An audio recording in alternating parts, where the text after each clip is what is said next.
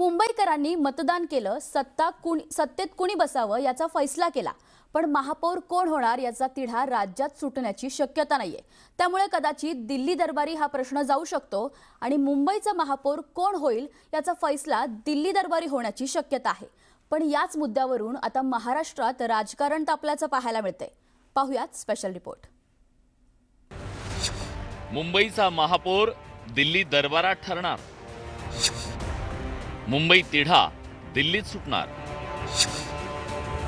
महापौर पदावरून शिवसेना भाजपात रस्सीखेच। मुंबई महापालिकेचा निकाल लागून 6 दिवस होत आले तरी महापौर पदाबाबत चित्र अजून स्पष्ट झालेलं नाहीये। आता मुंबईच्या महापौर पदाची ही चर्चा थेट दिल्ली दरबारात पोहोचली आहे।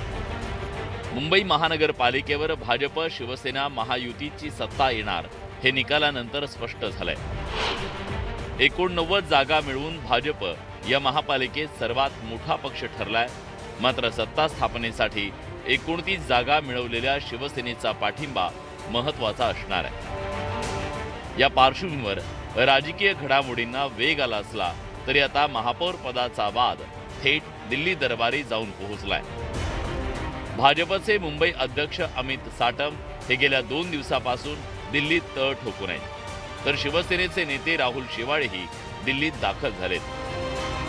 दिल्लीत शेवाळे यांची भाजप नेत्यांसोबत बैठक होणार आहे। या बैठकीत पालिकेतील महापौर आणि महत्त्वाच्या समित्यांवर वाटाघाटी केली जाऊ शकते अशी शक्यता वर्तवली जाते।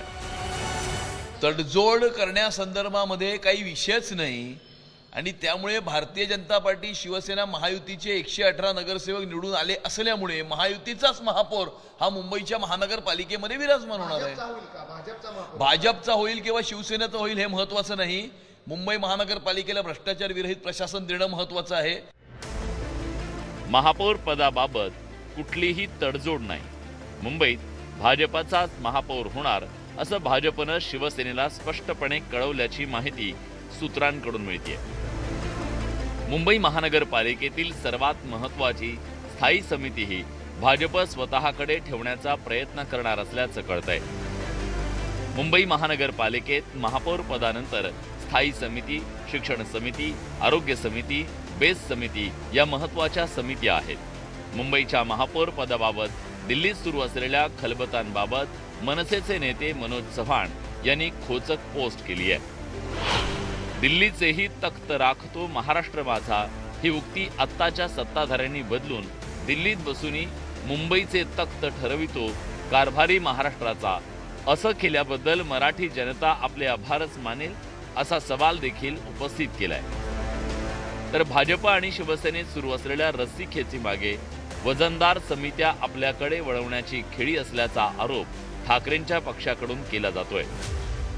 मी तुम्हाला कालच म्हणालो ना की दिल्लीतून चाव्या मारल्या जातात म्हणून। तुम्ही ऐकलं असेल की मी असं म्हणालो की मुंबईचा महापौर कोणी दिल्लीतून ठरवलं जाईल हे आतापर्यंत इतिहासात घडलं नव्हतं। म्हणजे दिल्लीचा मुंबईचा महापौर ठरवण्यासाठी शिंदे गटाच्या नेत्यांना किंवा पुढाऱ्यांना जाऊन अमित शहाच्या पायाशी बसावं लागतंय। मी वारंवार सांगतोय महापौर मुंबईचा आहे, महाराष्ट्राचा आहे आणि शिंदे आणि त्यांच्या लोकांना दिल्लीत चक्रा माराव्या लागतात। हाच महाराष्ट्राचा अपमान। संजय राऊत दिल्लीमध्ये जाऊन राहुल गांधींचं लांगुल चालन करत होते तेव्हा महाराष्ट्राचा अपमान नव्हता का? सोनिया गांधींच्या चरणी आपला संपूर्ण पक्ष अर्पण करून टाकला मुख्यमंत्री पदासाठी, तो महाराष्ट्राचा अपमान नव्हता का? सत्तेसाठी तुम्ही काँग्रेसची दलाली केली, तो महाराष्ट्राचा अपमान नव्हता का? महाराष्ट्राचा अपमान तुम्ही केला, मराठी माणसाचा अपमान तुम्ही केला। दिल्लीमध्ये आम्ही वरिष्ठ नेत्यांना भेटायला जातो, परंतु मुंबईचा महापौर हा मराठी होणार, हिंदू होणार। कोणत्याही पक्षाला बहुमत नसल्यानं महापौर पदाच्या निवडणुकीपर्यंत प्रत्येक नगरसेवक महत्त्वाचा आहे। या पार्श्वभूमीवर सगळ्या नगरसेवकांना मुंबईत थांबवण्याच्या सूचना देण्यात आल्या। पुढील 10 दिवस मुंबई सोडू नका अशा सूचना भाजपच्या नेतृत्वानं दिल्याचं कळतंय। तर दुसरीकडे ताजलँड्स एंड या पंचतारांकित हॉटेलमध्ये वास्तव्याला असलेल्या शिवसेनेचे नगरसेवक हॉटेलमधून आपापल्या घरी परतल्याची माहिती मिळतेय। भाजपच्या प्रत्येक नगरसेवकावरती वॉचडॉग ठेवलेले, त्या भागातले कार्यकर्त्यांना त्यांनी सांगितलंय की या माणसावर लक्ष, म्हणजे 90 सेकंदावरती लक्ष, म्हणून ते घरीच आहेत पण त्यांच्यावर लक्ष आहे. ते कुठे जातात, काय करतात, कुठे बसतात, त्यांचे फोन, किंबहुना जे नगरसेवक आत्ता ताज न्यायालयामध्ये कैदखान्यात आहेत त्यांचे फोन टॅप केले जात आहेत. मी तुम्हाला सांगतो, जरी रश्मी शुक्ला नसल्या तरी प्रक्रिया तीच आहे. फोन टॅप केले जात आहेत, त्यांचे फोन टॅप केले जात आहेत. जे ताज लँडसेंटच्या कैदखान्यामध्ये बंद आहेत त्यांचे फोन टॅप केले जातात. भाजप आपल्या स्वतःच्याच नगरसेवकांचे फोन टॅप करते. महाविकास आघाडीचं सरकार असताना पत्रकारांचे फोन टॅप केले जात होते, आमदारांचे फोन टॅप केले जात होते, सर्वांचे फोन टॅप करण्याचा धंदा संजय राऊत तुमचं सरकार असताना केलं.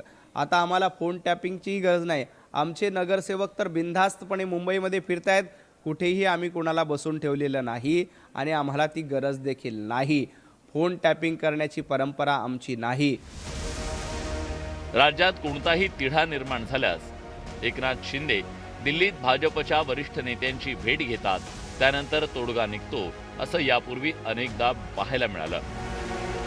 या पार्श्वभूमीवर महापौर पदाच्या मुद्द्यावर तणाव वाढल्यास महापालिकेतील इतर महत्त्वाची पदं आणि समित्या आपल्या पदरात पाडून घेण्याचा प्रयत्न शिंदेंच्या शिवसेनेकडून होण्याची शक्यता आहे. सुरुवातीला जास्त मागणी करून नंतर अनुकूल तडजोड साधण्याची रणनीती शिंदेंच्या शिवसेनेकडून पुन्हा वापरली जाण्याची चिन्ह दिसतायत.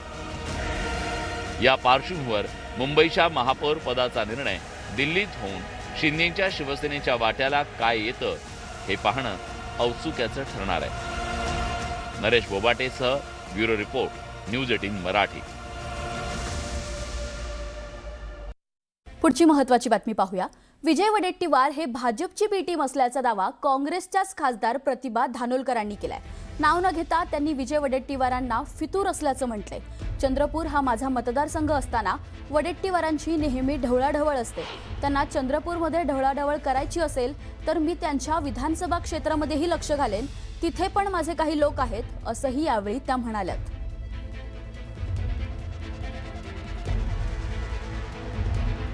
पक्षातही काही असे फितूर लोक असतात की जे इतर पक्षाच्या सोबत असतात, त्यांच्या संपर्कात असतात आणि आम्ही तुम्हाला नगरसेवक देणारच आहोत, आम्ही तुमच्या सोबत आहोत. शेवटी पक्षात राहूनही भाजपासाठी काम करणारे काही लोक जे भाजपाची बी टीम म्हणून आमच्या पक्षात काम करतात, असे लोक आमच्या पक्षात काही आहे जे आता तेच काम आता हे करत आहे. कदाचित होऊ शकते ते मुनगंटीवार साहेबांना सांगत असेल की माझा एक गट आहे, त्या गटाचं समर्थन मी तुम्हाला देतो.